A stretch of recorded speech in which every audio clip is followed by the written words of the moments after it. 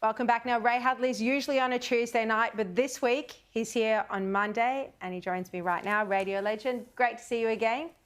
Thank you. Great to be here as well. There's plenty to talk about, isn't there? So much going on. I mean, who would have thought? I really can't get over this, that they just days after their massive win and they're fighting over, factional spots, leaking in the paper, accusing the Deputy Prime Minister. I mean, this is a man who travels the world representing the country, accusing him of being dumb and nasty, sociopaths even. You've got to be a political historian to understand this. If you go back to the 1960s, a wonderful journalist called Alan Reid described the Labor Party federally as 36 faceless men. Arthur Caldwell couldn't select his cabinet. And he made the point that 36 faceless men were making decisions that an elected Prime Minister or opposition leader couldn't choose either the cabinet or shadow cabinet. So we fast forward to 2025, there's no different. I mean, it's 65 years ago, and here we are still talking about the fact that Anthony Albanese, with the mandate he's got, allegedly couldn't vote for Husic and Dreyfus to stay. Now, your revelation today, or tonight, that in fact he could have, well, of course he could have. I mean, I'm no rap on the Prime Minister, as you know, but this is an historic win for him. It's not a presidential election we've just seen, but it is almost presidential in that he's won 93 seats. And he did it almost single-handedly.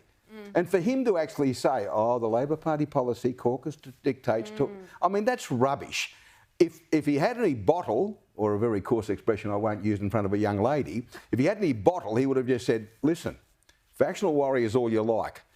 The right in Victoria, the right here, I'm calling the line here, and the line is Husic stays and Dreyfus stays. Dreyfus, his wife passed away. He wanted to retire, the poor fella, and they convinced him to stay. Then they treat him like some sort of offal and pass him off to the left. I mean, it's just not right. But the Prime Minister's shown that he's very weak. He's got a mandate, but he relies on this old axiom from the 1960s, we've got to stick with what caucus and the factions say. People elected the Labor Party to govern with the best possible people in that position, and it's not happening. I mean, you remember the shock after Rudd was overthrown by the faceless men. I mean, this was a Prime Minister that at the time was still popular with the people, landslide win, popular with the people, and then it was such a shock for everyone to wake up one day and discover that he wasn't the Prime Minister anymore. No one knew, who the Mark Abibs of the world were at the time, who played a hand in enrolling Kevin Rudd. This may come back to haunt the Prime Minister. This may come back to haunt him. He's very lucky that he's got such a vast majority over the opposition that will see him win if he survives the next 3 years and possibly go on to have a third term if he wants it, I suspect. But I think the factional warriors that he's now kowtowing to might come after him down the track a bit. Yeah, well, exactly. I mean, if they have this much power, his own position isn't guaranteed. Let's talk about the Liberal leadership. So tomorrow it looks like Angus Taylor, Susan Ley for the leader, but Jacinta Price will put up her hand for deputy.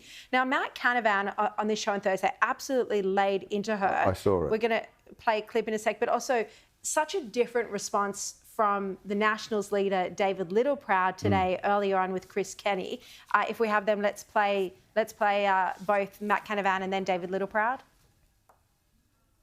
So I just hope that whatever contribution Jacinta can make in the Liberal Party is a constructive one that progresses their cause. And if that means she goes all the way to the top, well then I'm in full support. It's like changing teams on the football field after the whistle has blown. It's not the sort of behaviour I think Australians appreciate. And it's the kind of thing that Lydia Thorpe did. How is what Jacinta's doing any different from what Lydia did? Yeah, so, I mean, that's just a shocking comparison. But, I mean... No wonder he got beaten. Well, yeah, for the Nats leadership. I mean, really, comparing her with Lydia Thorpe is a disgraceful comparison, given the circumstances. There's supposed to be a coalition. And depending on what side of the coalition she's on, it doesn't matter. She's still part of the coalition and she's part of the Liberal Party. Now, she'll be the deputy leader no matter who wins because they both anointed her. Susan Lee said, yes, I'd work with her, and so has obviously Angus. But I don't think it'd matter who wins tomorrow because I don't think they'll lead at the next election. I think there'll be plenty of jockeying and, from other younger members of the opposition. Not that there's a lot of them there at the moment, but I don't think either of them will lead to the election in 3 years' time anyway. Yeah, it's interesting with Jacinta because, you know, clearly there's some anger from the Nats at her defection, but at least David Littleproud accepted it because Chris Kenny said to him, look, the only job she can't do in the National Party is Prime Minister. She can do every other job. Yeah. So she must have that ambition if she wants to move to the Liberal Party. The punters wouldn't give a tinker's cuss who she's with, as long as she's part of the Conservative movement. Yeah. And you're right, she's an ambitious woman, and I think she could make a great Prime Minister down the track. So obviously, if she wants to be a great Prime Minister, she can't do it from the national side of politics, got to go to the other side. But, I mean, they're a coalition. And, I mean, for Matt Canavan to say what he said in relation to her, you know, you talk to the people out there, they've lost no respect for her. They still like her. It's only damaged she's a very Matt capable woman. rather than damaging Jacinta. Yeah, no, I'm sure it has. Yeah.